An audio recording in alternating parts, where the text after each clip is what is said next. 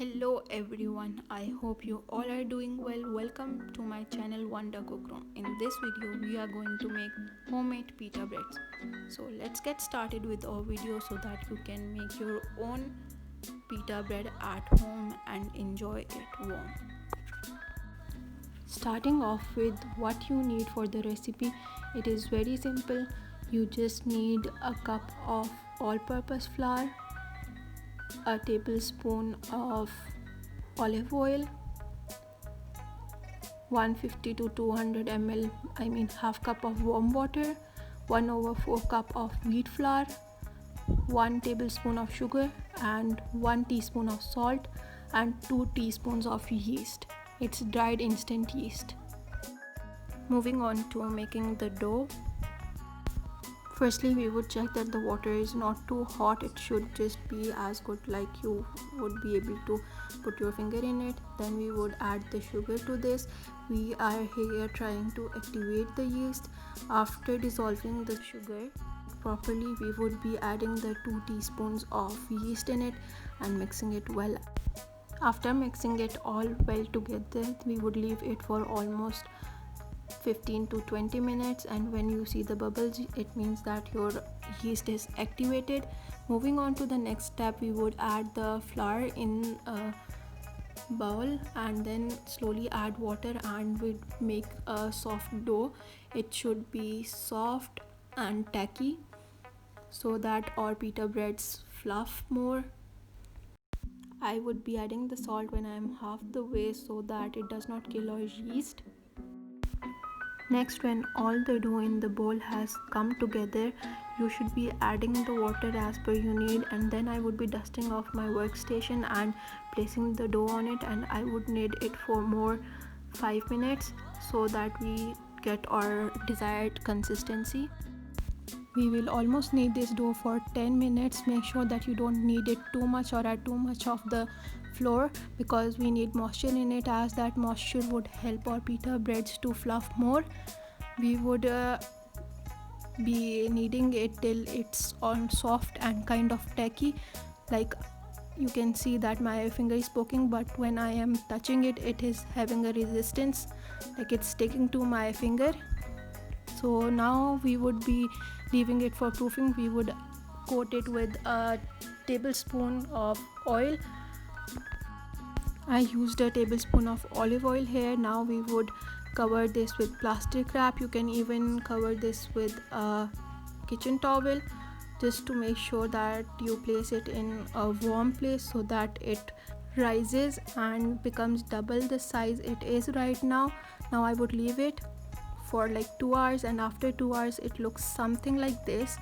Now we would take it and place it on the working place. I would dust some flour first, and now we would make a cylinder out of it. It's your choice how you want to cut it down. And then when I am done with the making of cylinder, I would cut it into 6 equal pieces. The last 2 pieces were not equal, so you can cut it in 5 pieces, or it's your own choice depending on the size of pitas you want. Now we would be shaping all these pieces into balls, and you can leave it for 15 minutes for further more proofing. Make sure that you cover it with a kitchen towel so that they don't lose their moisture. Next, we would be moving to making the pita breads. Firstly, we would roll them up like chapatis. I'm not so good at making chapatis, so bear with me.